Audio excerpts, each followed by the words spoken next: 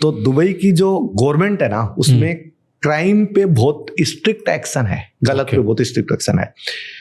तो कोई भी आदमी दुबई जाने के बाद अपने पैसे की खुद की सेफ्टी समझता है, इसलिए वहां जाते हैं लोग, और वहां डेवलपमेंट लगातार हो रहा है।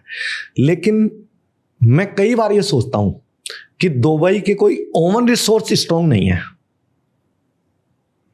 जैसे एक साथ मान लो उन देशों का पैसा जिनमें अस्थिरता है, उनमें वापस अमन चैन मतलब होने लग गया, उसके बाद दुबई का बाजार धराशायी भी हो सकता है। मतलब दुबई का एक वो लगता है, कृत्रिम सा लगता है।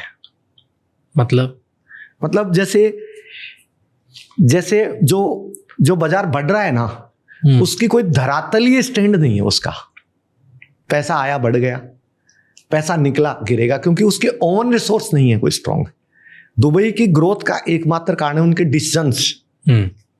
ओवन रिसोर्स नहीं है, ओवन मिनरल्स नहीं है, मतलब ओवन कोई ऐसी चीज नहीं है जिसकी वजह से उस मार्केट को स्टैंड बाई कह सकते हैं।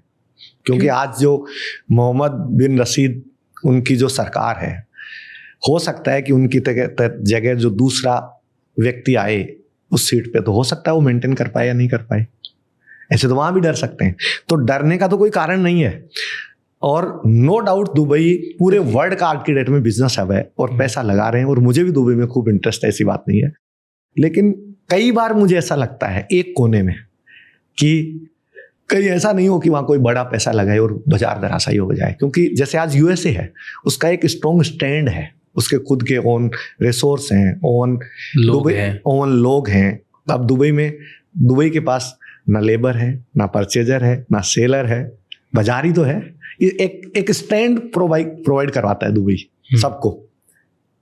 तो वो यदि लोग वहां से मूवमेंट करते हैं, तो मेरे हिसाब से जैसे आज इंडिया है, 140 करोड़ लोग हैं, रातों रात भाग के जा नहीं सकते। तो यहाँ का बाजार जो मुझे स्ट्रॉन्ग लगता है, वो मुझे दुबई का नहीं लगता। क्योंकि यहाँ के खुद के लोग हैं, यहाँ पे खुद के मिनरल्स हैं, यहाँ खुद का प्रोडक्शन है, खुद का कंजम्पशन है। दुबई में सब बाहर का। हाँ, आपका प्रोडक्शन की बाहर का है और कंजक्शन करने वाले लोग भी बाहर के हैं। दुबई में एक पॉजिटिव चीज है कि वहाँ रेंट अच्छा है, 10% रेंट है। तो घर बना के रेंट पे ले लो, घर बना के रेंट पे दो तो रेंट अच्छा है। लेकिन मतलब रेंट अच्छा है इसलिए आप इन्वेस्टमेंट कर सकते हैं।